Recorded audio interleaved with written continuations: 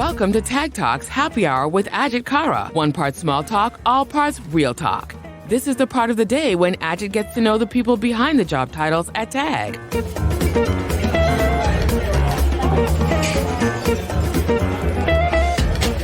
Hello, my name's Ajit Kara and I'm the CEO of Tag Americas, and welcome to my podcast. I decided to do this podcast because, as many of you probably have heard me say before, I believe Tag's biggest asset is its people. And this series of podcasts is really to try and get underneath what makes them tick, who are the people behind the things that we do at Tag, and basically getting to know some of our folks. Today I'm delighted to have a lady called Nicole Malino. She's the Senior Account Director in our Life Sciences sector, and I'm looking forward to her conversation with her. But as always, this podcast series is produced by Kaylie Stansfield. Hey, Kaylie, how are you? I'm well, Ajit. How are you today? Oh, my goodness. I stumbled. And I'm not the one who's drinking. Yes, I went out for dinner with a client last night, so I'm also stumbling with words today. But how is your week going, Kaylie? It's going well. Do I look more zen than usual? I'm not entirely sure how to answer that correctly. You always look zen. You look zenny. I asked because I'm doing a digital cleanse this week. I was inspired by an email I got from Apple, I think. I don't know, one of them saying that I'm using too much storage and I need to buy more. And I thought, you know what? Maybe I just need to take a look at the 5,000 photos I've got and my videos and do a bit of a gig cleanse. So that's what I've been doing. And how many gigs did you get down? Couple. And are you one of these people, like my daughters, they take pictures of their food? Everything. I took, yeah. Why? Well, that's the thing. Like, I was going through my photos and I thought, do I need this? No. Why do I want it? And I had so many photos of food. It was ridiculous. In 10 years, does it matter that you had a spinach regatta or whatever it might be? Does it matter? No. And it all ends up on Instagram anyway. But, when I think of the days of having real photos and photo albums, I never took photos of food and stuck it in an album. So I don't know what changed. I think you could do better than 2 gigs. Nicole, I hope you've got a nice glass of wine there. Welcome to my podcast. Cheers. Cheers. Have a sip of that and see if you like it. Okay. Yeah, very good. Nice, isn't it? I do like that very wine. Nice. And so, Nicole, so tell me a bit more about yourself. Where were you brought up? I was brought up in a small town called North Arlington. Oh. And it was a quirky kind of town in the sense that it had a lot of personality. It was, I spent basically from being a kindergartner through to high school. And because of my age, that was the time when, Guidos, Guidettes, that was like a really big thing. And I was certainly one of them, as were pretty much everybody in the town. So North Arlington sounds like it sounds quite posh and a big place, but where is it then? It's very tiny. It's sandwiched in between Lyndhurst and East Rutherford. So most people know where Giant Stadium is. I don't even know where those you are. Don't know. Is this New Jersey? It's New Jersey, okay. yes. Oh, I didn't even say that. No, I'm a very proud Jersey girl. So yeah, it's in New Jersey. And it's right near Giant Stadium is usually how people kind of identify it. But no, it's actually a very sweet little town, a nice hometown feel. But the cool thing was that it was about 20 minutes outside of New York. So you were, able to kind of get to the city quick or be in your little hometown. I mean, is that where you get brilliant views of Manhattan? Yes. Yeah, absolutely. You would go, probably more on the Kearny side, but you can go down and see the fireworks or just the skyline. It was gorgeous. I've always thought that when we got our apartment in Manhattan, I always thought actually it's probably a bad mistake because you don't see anything, and when you go to Hoboken, New Jersey, or whatever, you just get fantastic views of the skyline. Absolutely. It's funny, there's a route, a highway that leads down to North Arlington. It kind of runs through. It's like Route 3. And when you driving down that and you see the city just, pop up, it's just so magnificent. Many accidents, people sort of wandering, looking too much. Nah. We're like that in Jersey, right? We just drive and go and just whatever. I've been through New Jersey. I see how they drive. Yeah. You mentioned North Arlington is quirky. Yeah. Why quirky? So there's a couple of fun facts. So one is in the beginning of Sopranos, when that was, obviously a really popular show. Lots of people are still watching it. There's a Pizza Land restaurant, and that was actually in North Arlington. It's on a road we would call the Pike. It's kind of like separates the Good two pizza? towns. Yeah, great pizza. Really great pizza. This is not an ad for Pizza Land, but good pizza. You'll get some free pizza tonight. Yeah. Yes, please. I love pizza's my go-to food, 100%. So that was something kind of cool. We also have, legendary still, more dead people than alive people. Isn't that weird? You're going to have to explain that. So, like, is this like zombies or are they truly dead people? No, so North Arlington has a really large cemetery.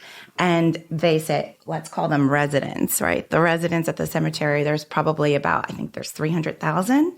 And there's only about 15,000 people in North Arlington, 16, whatever it is. Crazy. I don't want to be quoted as like some sort of census, but yeah, that's lots of ghosts there then? You know, I don't know. I've never seen one, but I do believe in them, so.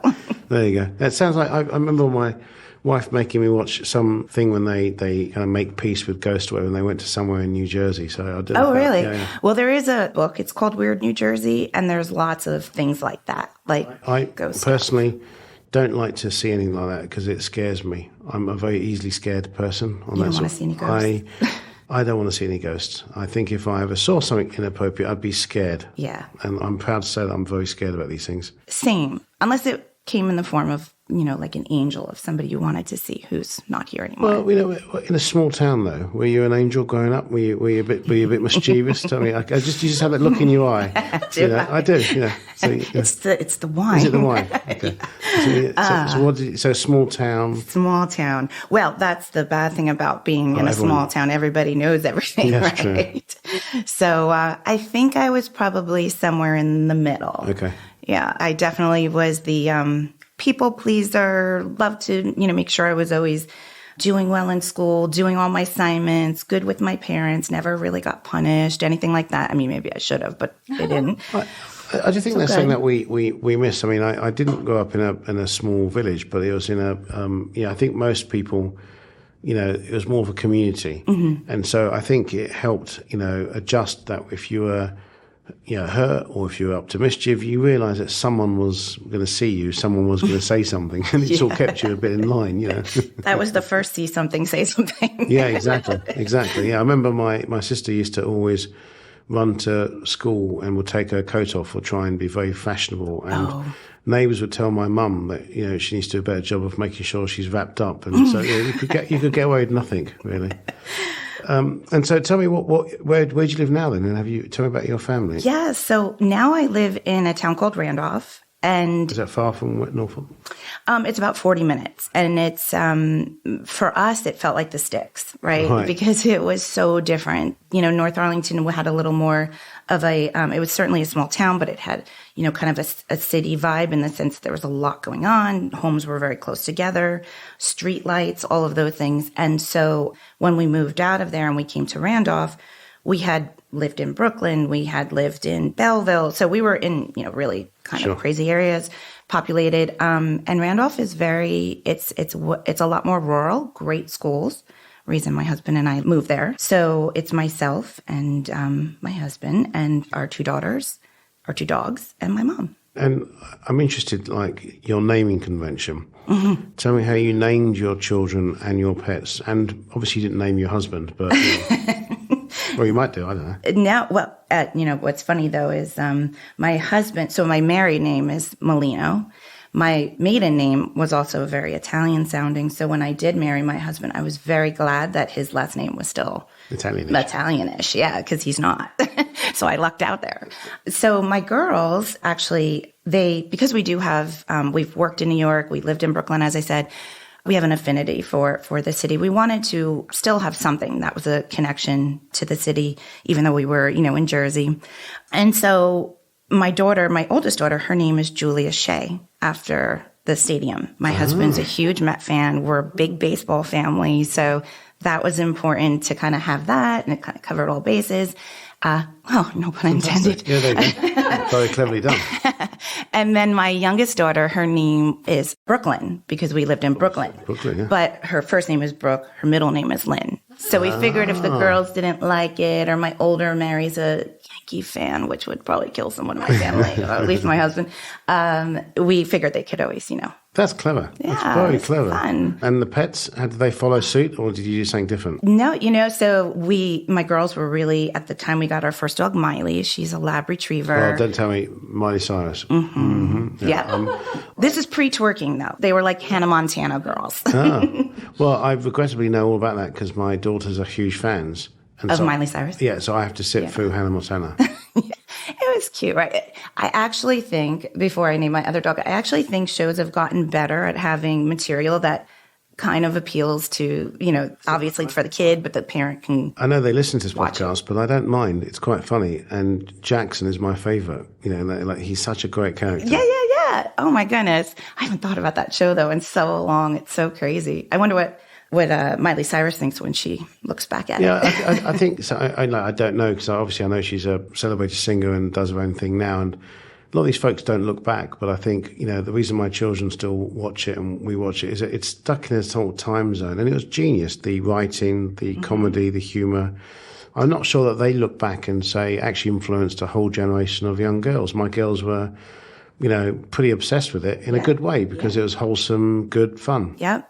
And it was a bit of girl power too, right? She had True. Actually, good gone point. out. I hadn't thought about that, but you're right. Yeah. Yeah. So that was the first pet. So this is my other pet is Maddie, and we call Miley Miles or Miley, and Maddie is a little French bulldog. She's like my baby now, especially that my girls are older, and she's named after Madonna. Actually, I was wondering where I couldn't work that one out. I was thinking, what could that be, and I didn't get there. Yeah, we wanted two pop stars. We didn't want one to have some and not the other, so we named her Maddie. We've only had her about a year. Actually, her gotcha day is coming up. Right. So we'll celebrate that and make sure it's, So it's an interesting family tradition then. I love the way you've named your children, then named the pets, around pop stars, children around locations. Mm-hmm. So, it's quite an interesting theme. Yeah, because, did you feel this way? Naming, picking out a name for your child, especially even before you meet them or they have their own personality, really.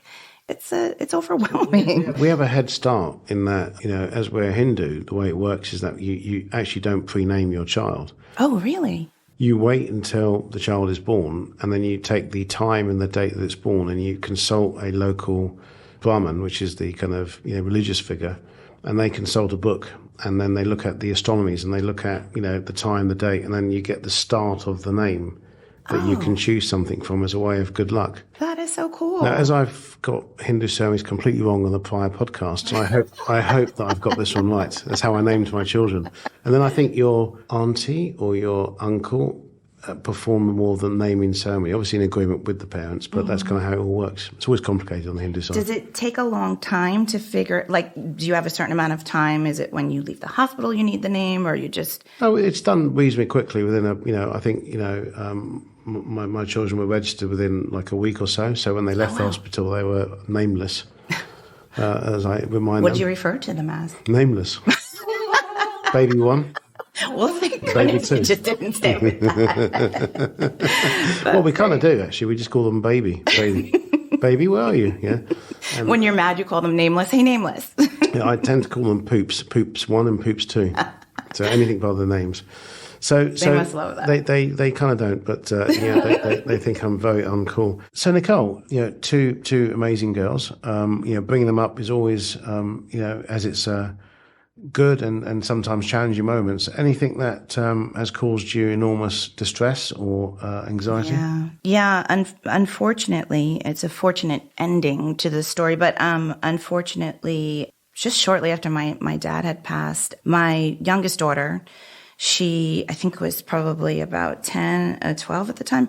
She was riding down a hill on her bike in town and lost control, and it just picked up so much speed that she actually went headfirst into a tree. And the police, the ambulance, the doctors, everybody said, thank God she was wearing her helmet. Well, that's a public announcement there and then. Absolutely is, yes. I know kids think it looks dorky or they're too old or whatever, but it literally saved her life. We wrote a letter to the manufacturer and thanked them. Oh, my God. Yeah, she was in the hospital for over a week. She had broken ribs. Now she has a metal plate in her face. She's really, really very lucky. And I said earlier, I believe in angels. I do. And or mentioned angels. I do believe in them. And since it was So shortly after my father had passed, I was almost like, Dad, where were you? He was watching out for her. But I think ultimately he was, because, she's okay now. That's crazy. Yeah. That's like... Very scary. It's very scary in that in a second your life can change. Oh, my goodness. And it did to a degree, but as you say, she's there, she's doing well, and she's all fully recovered now. She's fully recovered now, yes. Yep, and my older one, just maybe a year or two later, had to get a spinal fusion on her back. Oh, my goodness. 9-hour operation, just waiting there. So she also has, metal. So you got metal children? That's what I'm thinking. I'm building like this little robot army of people. You're good to go. But when you go on your family holidays and you go for the metal detectors, they must be like... Hello. Everyone asks, but that doesn't set it off. Really? I don't know why. Yes, we were waiting. We were almost kind of hoping it would be kind of cool, but nope. Clear through. I tell you, it's bringing up children. It's a roller coaster, and you worry about them continually. Never stops. Never stops. I saw something that once said, and something about having children is like letting wearing your heart outside your body or something to that effect, and it really is so true. They're just I'm speechlessly happy that she has done well, Thank you. and it could have been horrific the other way, and but a great family bond. Completely. Makes a big difference. So tell me a bit more about what excites you. What's your passion in life? My passion, I'm a pretty passionate person overall. I, once I get hooked on something, I'm really all in. I do love clothes and shopping and shoes. I actually have well over 100 pairs of shoes. Oh my goodness. And this is going to sound so bratty, but it was with good intention. We had built, when COVID happened, we had taken a part of our garage and made it into like a little office space for me, because it was just too crazy. The kids were in their school, their school calls. My husband's working. Everyone's talking. Doorbells ringing because Amazon is there. And, it's just crazy. So I'm in this little space. And then to decorate it, I was like, oh, let's also make this a dressing room. So now my office is more shoes and clothes than... Right, so next time we're on a video call, I'm going to ask for a panoramic view. I've done that. I've taken some people on some tours. So on the shoes front, if you've got 100 shoes, what's the process? And have you duplicated? Have you bought something you didn't know? Or oh my goodness. Do you take pictures? Do you catalogue them? How do you know? I'm not nearly that organized, but I have bought the same dress several times. Oh, wow. I have taken to buying it in different sizes, because I'm like, I also like to eat, and all, so if I need a bigger size, I'm set. If I have the smaller size, I'm good. Because I tend to find clothes every now and again. Oh, I forgot I had that. Yeah. So that must be challenging when you've got that many shoes. I mean, did this passion start from a young age? No. And so now with my mom living with us, she's like, I don't know where you get this from. We were always a pretty modest family, just kind of very simple. My mom is really simple. I'm the complete opposite. So she's like, I have no idea where you've got this obsession. But, it's funny. And Kaylie and I were talking about this earlier, too. I love because I get a lot of deliveries of clothes. Like I order them from places I know where I fit and everything. And when the doorbell rings, it's like surprise. Christmas. Yeah. It's exciting. And I love that feeling. And you got 2 girls. So are they eyeing up your shoe collection, clothes collections? Are they? So they're not quite in the shoes yet, because a lot of my shoes are heels. They'll borrow some of my fun sneakers, but we are, all 3 of us, around the same size. Okay, that's interesting. They're starting to move away from my style. When they were younger, they used to love to go in my closet. Their friends would come over. They would all put the shoes on, dress up. But, they pick out some of the basics that are cool. I kind of feel like with your 2 daughters and your mother and the dogs... How's your husband doing? Like, that poor guy. I hope he's got a man cave somewhere. He does. I said he was a Met fan. So because I had my babe cave, we actually, one day during COVID, we were getting a new shed. And I said, he'll say his friend said it, but I said it. I said, why don't you get an extra shed and you can make that your office. So instead of it being an office, it is now a man cave. It's got seats from Giant Stadium. It's wall-to-wall sports memorabilia. Spends super cool. 22 hours of the day there. Yeah. I don't blame him. Tell me a bit more about special skills. What have you got that no one will know about? What can you do that no one can know about? So My special skill, and I've done this at like talent shows, and we were on a cruise ship, and I did it in front of what felt like a bazillion people. I can just like go into a split at any time, like just drop into a split. Yeah. It's like kind of crazy. That's not going to work for podcast. Thank goodness. I need way more wine. Frontways or sideways? Like, no, not the Russians, like the or whatever you call it now, but like the regular, just. Right. That's still pretty impressive. Wow. However, I will say I have a little trouble getting up these days. It's much easier. You just roll over. Exactly. It's very good luck rolling around to get up. Well, I'm sure when we have some sort of event, we'll be starting to say, come on. Well, that's going to happen now. All of these podcasts, everyone's talking about their talent. Mm-hmm. We're going to have like a big talent show. Well, it's true. And I think what's becoming clear is I have no talent. So I just need to listen to everybody else's talent. But back to clothes. Yeah. I know clothes are important to you, and you put a lot into clothes around. Obviously, you got a lot of clothes as well, by the way. But how does it affect your professional life? And does it? I talked to somebody else the other day. So he said that when he feels there's a problem, he dresses really smartly. Mm-hmm. That gives him inner confidence. And now people have spotted it, and they say, Very true. What's wrong? Very true. So, my first job, or my first effort to get a job in New York, I had taken, I had gone to this, it was like women in communication, recruiting kind of thing. And I was so excited about, what to wear, how to dress. But to your point, I wanted to seem like I was very smart, sophisticated. So with my briefcase that I would never use now, it was so it was like shiny and stiff. I would always have, even though I didn't read it, I would always take the newspaper, roll it up, stick it in my briefcase, make sure I looked, like I was red. Like just really, and also glasses. The ones, they were just fake. I just wanted to look smart. And now that's like a trend. Everybody does it or uses them, or the blue light glasses. That's your secret sauce. See, I should have like there you go, patent it. Something.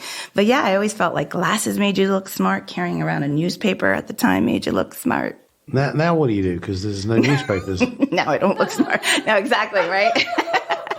You know what else?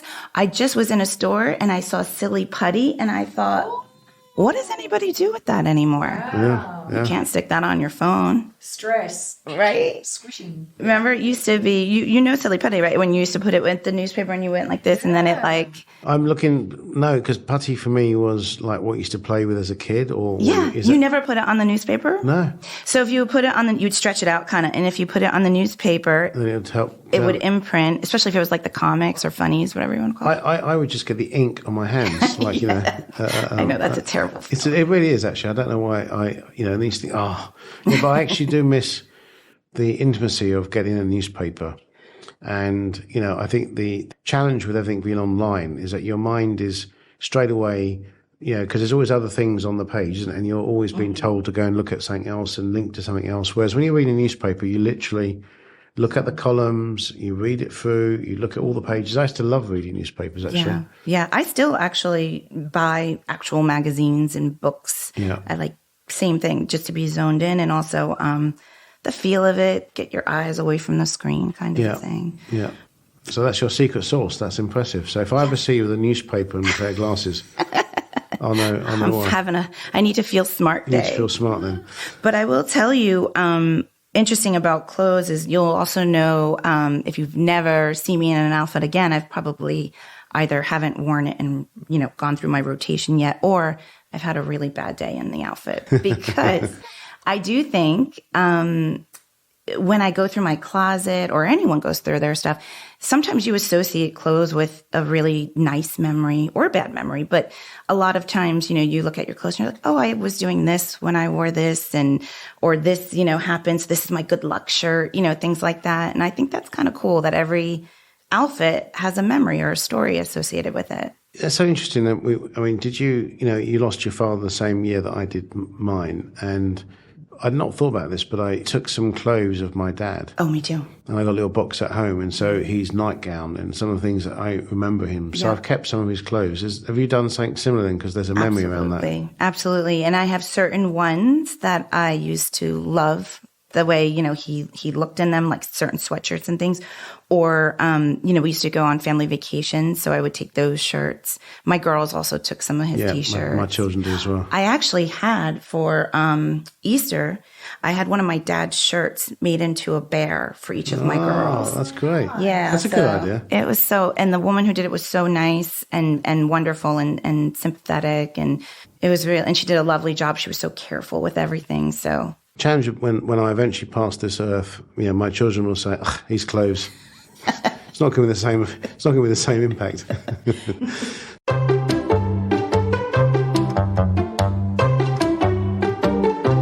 Ask Ajit anything. This has gone very quickly, but now is the opportunity for you to ask me any question that you may have. Okay. And I'm sure the audience have no idea what the hell people are going to ask me. I know. Doesn't that make you a little nervous? Always.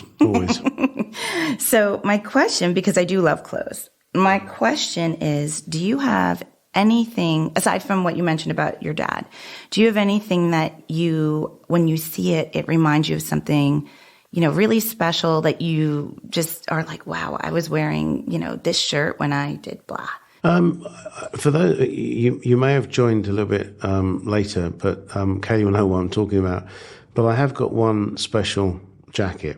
Mm-hmm. It's my 80s ski jacket. Oh. And when I was doing my silly videos for all of our folks during COVID to keep them amused, I wore my 80s ski jacket, which was, and my wife wanted to throw it out when we first got married. I was going to ask how she And it was and we kept it because it literally is, you remember this is the 80s, and it was the Canadian Olympic ski jacket equivalent, and it's shiny, and it's got every single colour on the planet.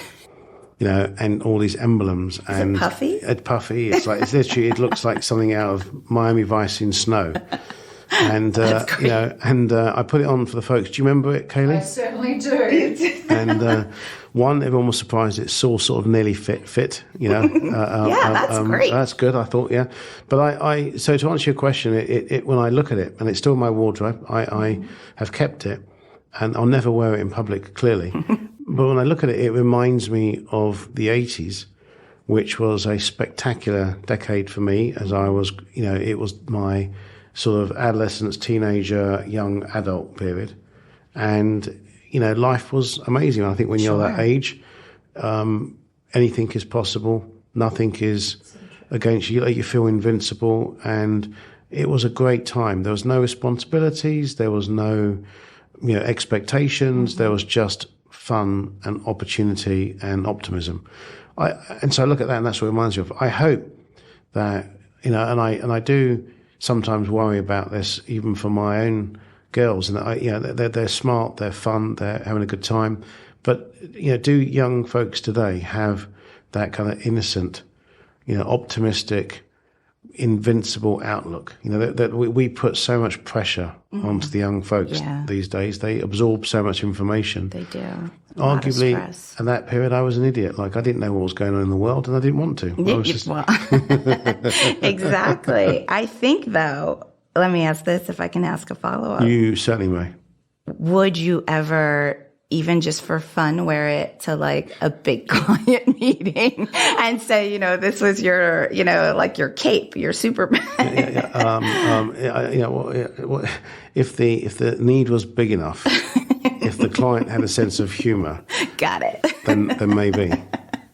It would make you memorable for sure. Are you going to ask your client for me to do that? Is that I think I might. I think I might. I think I might be able to do that. We do have a visit coming up, Ajit. We do indeed. But yes, I have to sneak it out of the house. If my wife realised that I was taking this jacket in public, she would disown me straight away. Fair enough. As a wife, I hear that. Yeah. So Nicole, thank you so much for being with TAG. You're someone that's joined not too long ago. No. But you've embedded yourself into the organisation like you've been here forever. The energy that you clearly have the passion that you have, that's clear in your focus on clothes and your films and your kids and the activities comes through in your workday. And, just want to thank you for being an amazing person. Cheers. Oh, thank you so much. I'm really happy to be here, and TAG has been great. And so it's easy to get fully immersed. So, thank you. Thanks, Ajit, for having me. Join us soon for another episode of Tag Talks Happy Hour with Ajit Kara and learn more about the people behind the job titles at TAG.